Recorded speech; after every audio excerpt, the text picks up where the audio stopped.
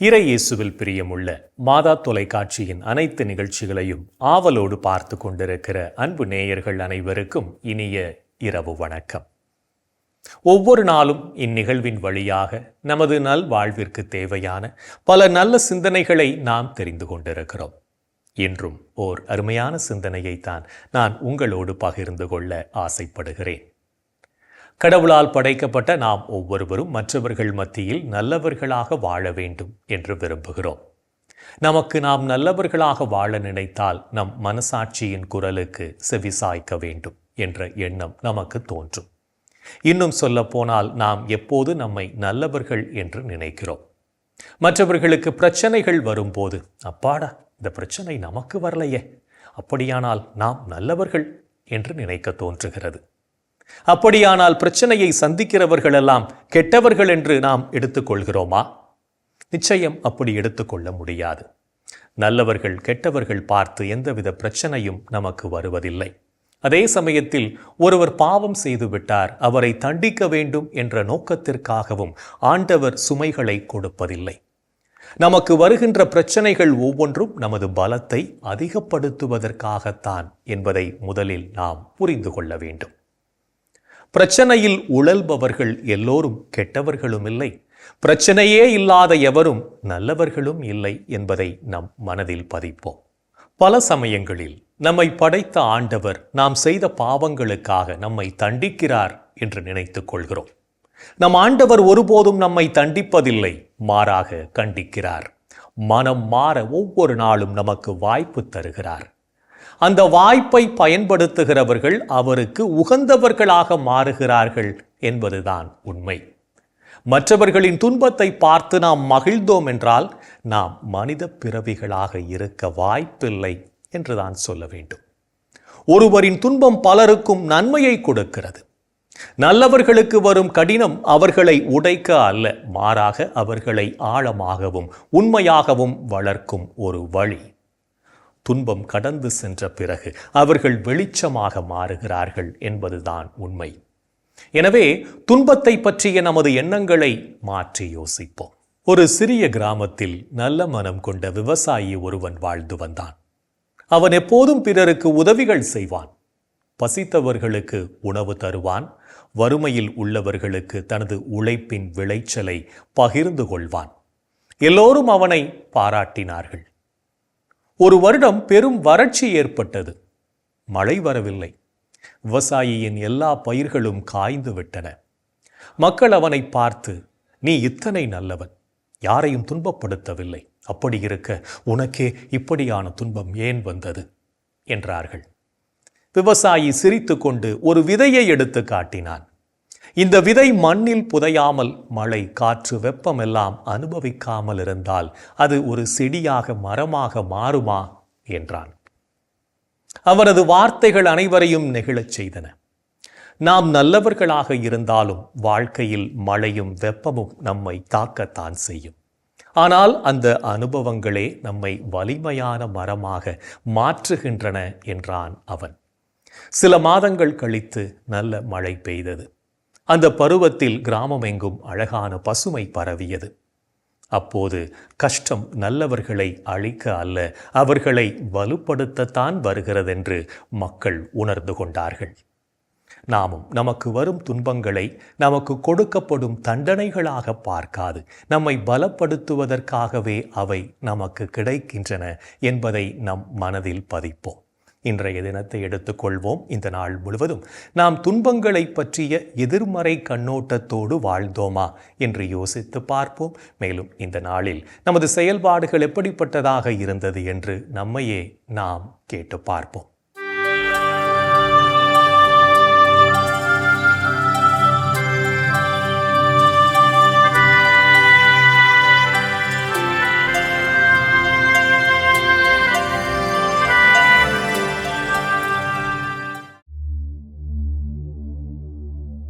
இன்று நீங்கள் கடவுள் செய்த அரும் செயல்களுக்கு நன்றி கூறினீர்களா? ஆண்டவருக்கு நன்றி செலுத்துங்கள். அவர் தம் பெயரை சொல்லி வழிபடுங்கள். அவர் தம் செயல்களை மக்களினங்கள் அறிய செய்யுங்கள். கடவுளது இரக்கத்தை இன்றைய தினம் நீங்கள் உணர்ந்து கொண்டீர்களா? மனிதர் விரும்புவதாலோ உழைப்பதாலோ எதுவும் ஆவதில்லை. கடவுள் இரக்கம் காட்டுவதாலேயே எல்லாம் ஆகிறது. இன்று நீங்கள் அனைவருடனும் நல்ல நட்பு கொண்டு வாழ்ந்தீர்களா? நீங்கள் ஒரு மனத்தவராய் இருங்கள். உயர்வு மனப்பான்மை கொள்ளாமல் தாழ்நிலையில் உள்ளவர்களோடு நன்கு பழகுங்கள். நீங்கள் உங்களையே அறிவாளிகளெனக் கருதி பெருமிதம் கொள்ள வேண்டாம். இன்று நீங்கள் மற்றவருக்கு பயன் தரக்கூடிய வார்த்தைகளை பேசினீர்களா? கெட்ட வார்த்தை எதுவும் உங்கள் வாய் நின்று வரக்கூடாது. கேட்போர் பயனடையும்படி தேவைக்கு ஏற்றவாறு அருள் வளர்ச்சிக்கேற்ற நல்ல வார்த்தைகளையே பேசுங்கள். இன்று நீங்கள் தூய ஆவியாரை பழித்துரைத்தீர்களா? கடவுளின் தூய ஆவியாருக்கு துயரம் வருவிக்காதீர்கள். மீட்பு நாளை முன்னிட்டு உங்கள் மீது பொறிக்கப்பட்ட முத்திரையாக அவர் இருக்கிறார். இன்று நாம் இறைவனுக்கு ஏற்புடைய செயல்களை செய்திருந்தாலும் சமயங்களில் இறைவனுக்கு எதிராகவும் செயல்பட்டு பாவத்தில் விழுந்திருப்போம். அத்தகைய தருணங்களுக்காக மனம் வருந்தி மன்னிப்பு கேட்டு மனத்துயர் மன்றாட்டை ஜெபிப்போம்.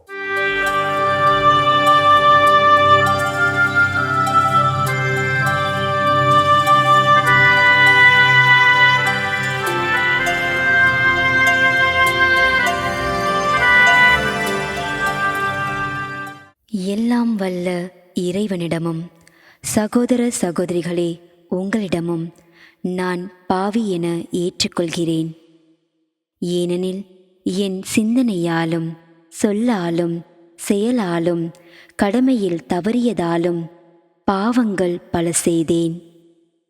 என் பாவமே, என் பாவமே, என் பெரும் பாவமே. ஆகையால் எப்போதும் கன்னியான புனித மரியாவையும் வானதூதர் புனிதர் அனைவரையும் சகோதர சகோதரிகளே உங்களையும் நம் இறைவனாகிய ஆண்டவரிடம் எனக்காக வேண்டிக்கொள்ள மன்றாடுகிறேன்.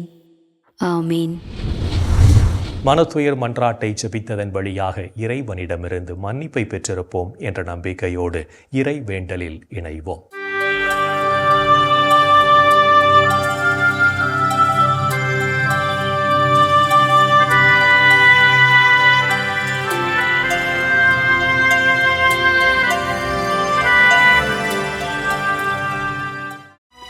இறைவா இறைவா எமக்கு துணை புரிய வாரும்.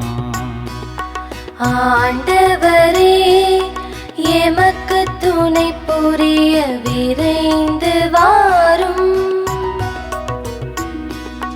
தந்தைக்கும் மகனுக்கும் தூய ஆவியார்க்கும் மாட்சி உண்டாவதாக. தொடக்கத்தில் இருந்தது போல் இப்பொழுதும் எப்பொழுதும் என்றென்றும் இருப்பதாக. ஆமென்.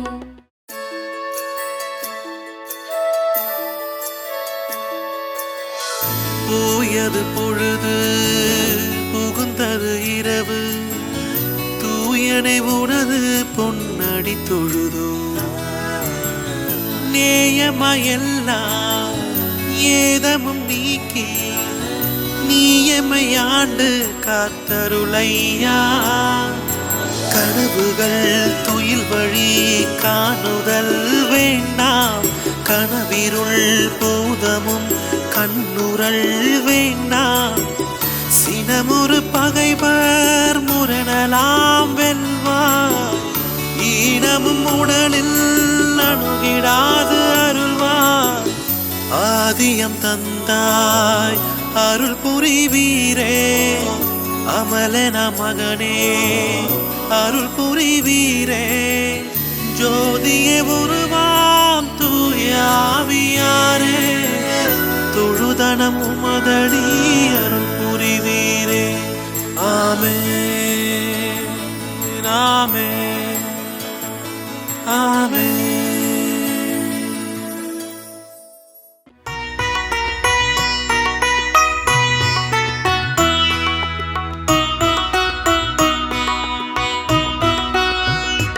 என் தலைவராகிய கடவுளே நீர் விரைவில் சினமுறாதவர்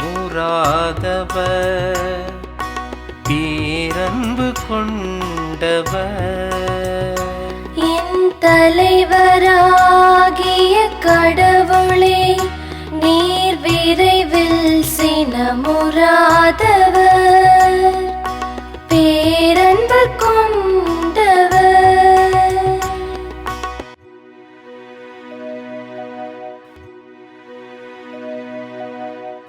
ஆண்டவரே எனக்கு செவிசாய்த்து பதிலளியும்,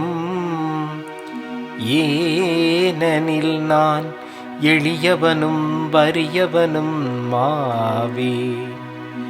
என் உயிரை காத்தருளும், ஏனெனில் உம் மீது நான் பற்றுடையவன். உம் அடியானை காத்தருளும். நீரே என் கடவுள், உம்மீது நான் நம்பிக்கை கொண்டுள்ளேன். என் தலைவரே எம்மேல் இரக்கமாயிரும், ஏனெனில் நாள் முழுவதும் உம்மை நோக்கி மன்றாடுகிறேன். உம்மடியானின் மனதை மகிழச் செய்யும். என் தலைவரே உம்மை நோக்கி என் உள்ளத்தை உயர்த்துகின்றேன். ஏனெனில் என் தலைவரே நீர் நல்லவர், மன்னிப்பவர். உம்மை நோக்கி மன்றாடும் யாவருக்கும் பேரன்பு காட்டுபவர். ஆண்டவரே என் வேண்டுதலுக்கு செவிகொடும். உம் உதவியை நாடும் என் கூக்குரலை கேட்டருளும். என் துன்ப நாளில் உம்மை நோக்கி மன்றாடுவேன். நீரும் எனக்கு பதிலளிப்பீர். என் தலைவரே தெய்வங்களுள் உமக்கு நிகரானவர் எவருமிலர். உம் செயல்களுக்கு ஒப்பானவை எவையுமில்லை. தந்தைக்கும் மகனுக்கும் தூய ஆவியார்க்கும் மாட்சி உண்டாவதாக. தொடக்கத்தில் இருந்தது போல் இப்பொழுதும் எப்பொழுதும் என்றென்றும் இருப்பதாக. ஆமென். என் தலைவராகிய கடவுளே நீர் விரைவில் சினமுறாதவர் பேரன்பு கொண்டவர். என் தலைவராகிய கடவுளே நீர் விரைவில் சினமுறாதவர் பேரன்பு கொண்டவர். இறைவனின் உடனிருப்பு இந்த இரவு பொழுதிலும் நம்மை பாதுகாத்து வழிநடத்தும் என்ற நம்பிக்கையை இறை வேண்டலின் வழியாக பெற்றுக்கொண்ட நாம் இப்போது நாளைய வாசகங்களுக்கு செவிமடுப்போம்.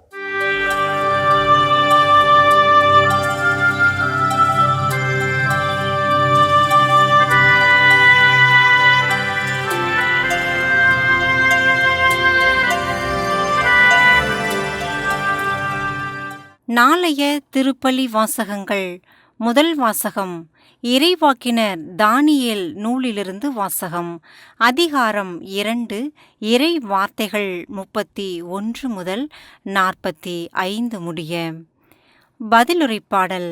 தானியேல் அதிகாரம் 1, இறை வார்த்தைகள் 34 முதல் 38 முடிய. லூக்கா எழுதிய தூய நற்செய்தியிலிருந்து வாசகம். அதிகாரம் 21, இறை வார்த்தைகள் 5 முதல் 11 முடிய. அக்காலத்தில் கோவிலைப் பற்றி சிலர் பேசிக் கொண்டிருந்தனர். கவின்மிகு கற்களாலும் நேர்ச்சை பொருள்களாலும் கோவில் அழகுபடுத்தப்பட்டிருக்கிறது என்று சிலர் பேசிக் கொண்டிருந்தனர். இயேசு, இவற்றையெல்லாம் பார்க்கிறீர்கள் அல்லவா? ஒரு காலம் வரும், அப்போது கற்கள் ஒன்றின்மேல் ஒன்று இராதபடி இவையெல்லாம் இடிக்கப்படும் என்றார். அவர்கள் இயேசுவிடம், போதகரே, நீர் கூறியவை எப்போது நிகழும்? இவை நிகழப்போகும் காலத்திற்கான அறிகுறி என்ன என்று கேட்டார்கள். அதற்கு அவர், நீங்கள் ஏமாறாதவாறு பார்த்து கொள்ளுங்கள். ஏனெனில் பலர் என் பெயரை வைத்துக்கொண்டு வந்து, நானே அவர் என்றும், காலம் நெருங்கி வந்துவிட்டது என்றும் கூறுவார்கள். அவர்கள் பின்னே போகாதீர்கள். ஆனால் போர் முழக்கங்களையும் குழப்பங்களையும் பற்றி கேள்விப்படும்போது திகிலுறாதீர்கள். ஏனெனில் இவை முதலில் நிகழத்தான் வேண்டும். ஆனால் உடனே முடிவு வராது என்றார். மேலும் அவர் அவர்களிடம் தொடர்ந்து கூறியது, நாட்டை எதிர்த்து நாடும், அரசை எதிர்த்து அரசும் எழும். பெரிய நிலநடுக்கங்களும் பல இடங்களில் பஞ்சமும் கொள்ளை நோயும் ஏற்படும். அச்சுறுத்தக்கூடிய பெரிய அடையாளங்களும் வானில் தோன்றும். ஆண்டவரின் அருள்வாக்கு. கிறிஸ்துவே, உமக்கு புகழ். ஆண்டவரே, உம் கையில் என் உயிரை ஒப்படைக்கின்றே. ஆண்டவரே, உம் கையில் என் உயிரை ஒப்படைக்கின்றேன். உண்மையின் ஆண்டவராகிய கடவுளே, எம்மை மீட்டவர் நீரே. ஆண்டவரே, உம் கையில் என் உயிரை ஒப்படைக்கின்றேன். தந்தைக்கும் மகனுக்கும் தூய ஆவியார்க்கும் மாட்சி உண்டாவதாக. ஆண்டவரே, உம் கையில் என் உயிரை ஒப்படைக்கின்றேன். நாம் ஒவ்வொருவரும் உண்மையின் மக்களாக நமது வாழ்வை அமைத்துக் கொள்ளவும் இறைவனின் குரலுக்கு எப்போதும் செவிமடுக்கவும் அழைக்கப்படுகிறோம். என்றும் நம் அன்பர் இயேசுவின் குரலுக்கு செவிமடுத்து வாழ்வோம் என்ற சிந்தனையோடு சிமியோன் பாடலில் இணைவோம்.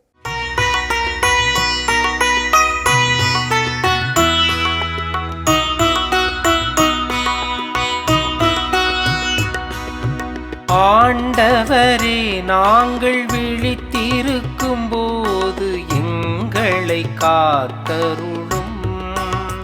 நாங்கள் தூங்கும் போது எங்களை பாதுகாத்தருளும். இதனால் கிறிஸ்துவோடு விழித்திருந்து அவரோடு அமைதியில் இளைப்பாறுவோம். அவரோடு அமைதியில் இளைப்பாறுவோம். ஆண்டவரே, உமது சொற்படி உம்மடியான் என்னை இப்போது அமைதியுடன் போகச் செய்கின்றீர். ஏனெனில் மக்கள் அனைவரும் காணுமாறு நீர் ஏற்பாடு செய்துள்ள உமது மீட்பை என் கண்கள் கண்டு கொண்டன. இம்மீட்பே பிற இனத்தாருக்கு வெளிப்பாடு அருளும் ஒளி. இதுவே உம் மக்களாகிய இஸ்ரவேலுக்கு பெருமை. இஸ்ரவேலுக்கு பெருமை. தந்தைக்கும் மகனுக்கும் தூய ஆவியார்க்கும் மாட்சி உண்டாவதாக. தொடக்கத்தில் இருந்தது போல் இப்பொழுதும் எப்பொழுதும் என்றென்றும் இருப்பதாக. ஆமென். ஆண்டவரே, நாங்கள் விழித்திருக்கும் போது எங்களை காத்தருளும். நாங்கள் தூங்கும் போது எங்களை பாதுகாத்தருளும். இதனால் கிறிஸ்துவோடு விழித்திருந்து அவரோடு அமைதியில் இளைப்பாறுவோம். அவரோடு அமைதியில் இளைப்பாறுவோம். இறைவன் நம்மை ஒவ்வொரு நொடி பொழுதும் அற்புதமாய் வழிநடத்தி கொண்டிருப்பதை சிமியோன் பாடல் வழியாக உணர்ந்து ஜெபித்த நாம் இப்போது நாளைய புனிதரை பற்றி பார்க்கலாம்.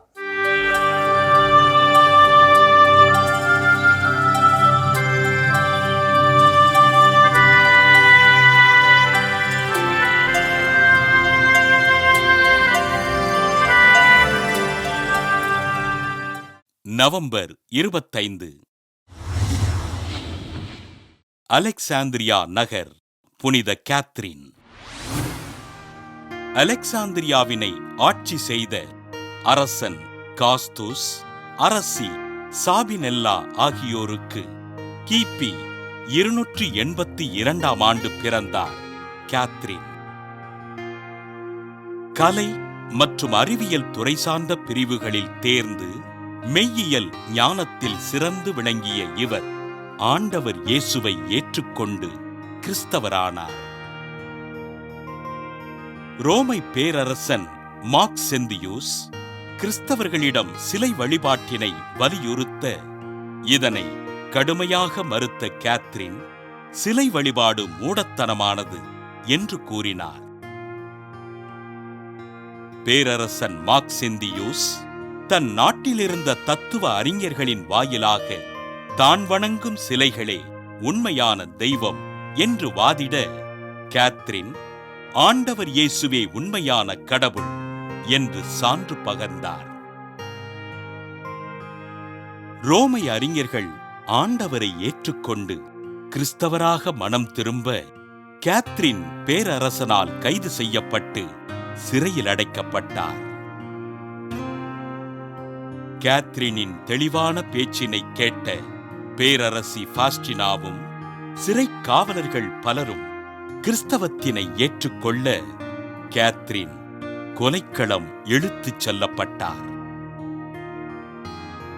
ஆண்டவர் இயேசுவே எனது மணவாளன் என்று கூறி ஆண்டவர் இயேசுவே உண்மையான கடவுள் என்று சான்று பகர்ந்த கேத்ரின் கிபி 305ஆம் ஆண்டு தலை வெட்டப்பட்டு படுகொலை செய்யப்பட்டார். அரச குடும்பத்தில் பிறந்து ஆண்டவரை மணவாளனாக ஏற்றுக்கொண்டு ஞானத்தில் சிறந்திருந்த கேத்ரினை திரு அவை புனிதராக உயர்த்தி ஆசிரியர்களுக்கும் விடுதலை வேட்கை கொண்டவர்களுக்கும் பாதுகாவலராக அறிவித்தது. அலெக்சாந்திரியா நகர் புனித கேத்ரின் திருவிழாவினை கொண்டாடுகின்ற நாம் நமக்கு கல்வி புகட்டிய ஆசிரிய பெருமக்களுக்காக ஆண்டவரிடம் ஜெபிப்போம். புனிதர்கள் ஒவ்வொருவரும் தங்கள் வாழ்க்கையின் மூலம் இறைவனுக்கு சான்று பகர்ந்து வாழ்ந்தவர்கள் என்பதை உணர்ந்தவர்களாய் நாமும் அவர்கள் வழியில் வாழ்ந்து இறை வழியில் பயணிப்போம் என்ற நம்பிக்கையோடு நாளைய தினம் நமது பாவங்களுக்காக மனம் வருந்தி ஒப்புரவு அருள் அடையாளத்தை மேற்கொண்டு இறைவனிடமிருந்து மன்னிப்பை பெற்றுக்கொள்வோம்.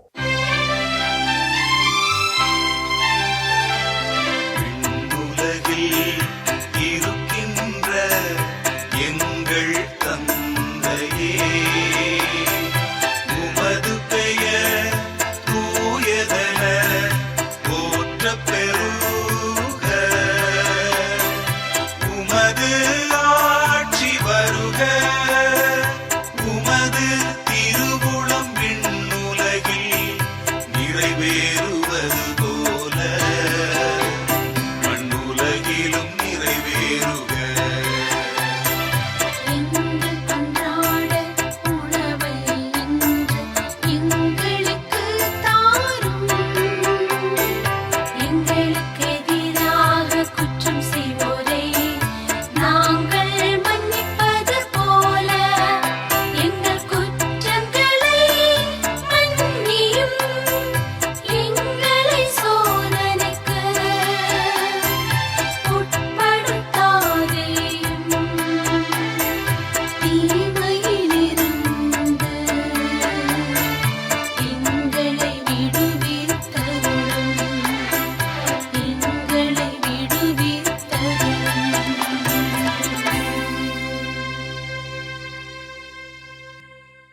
என் அன்புக்குரிய சகோதர சகோதரிகளே, கடவுளுடைய மாபெரும் கிருபைகளெல்லாம் எண்ணி பார்த்து அவரை போற்றி புகழ்ந்து அவரை ஆராதிப்போம். இன்றைய தினத்திலே நாம் முதியவர்களுக்காக நாம் சிறப்பாக மன்றாடுவோம்.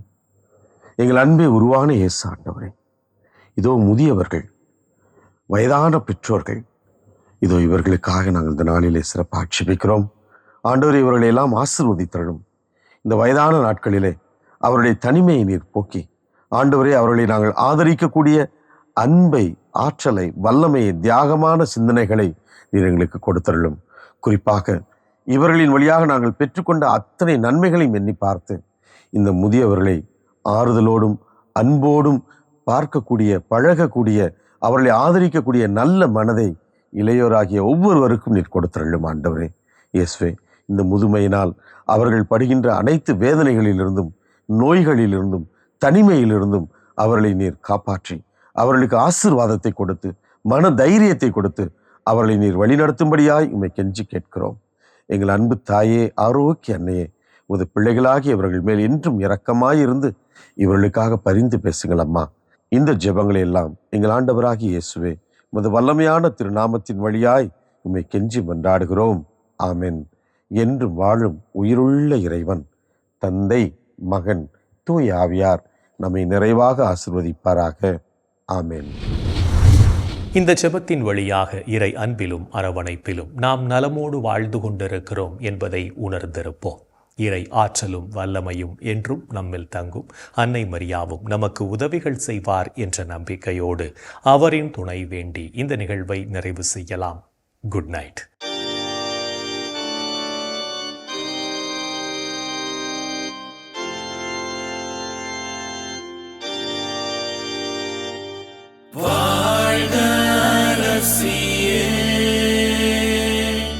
தயை மிகு அன்னையே, வாழ்வே இனிமையே, தஞ்சமே வாழ்க. தாயகம் இழந்த ஏவாயின் மக்கள், தாயே என்றும் கூவி அழைத்தோம். கண்ணீர் கனவாய் நின்றும்மை நோக்கி கதறியே அழுதோம், பெருமூச்சறிந்தோம். ஆதலால் ஏமக்காய் பரிந்துரைப்பவரே, அன்புடன் எம்மை களைக்கண் பாரே. திரு வயிற்றின் கனியாம் இயேசுவே, இம்மை வாழ்வின் இறுதியில் காட்டுவே.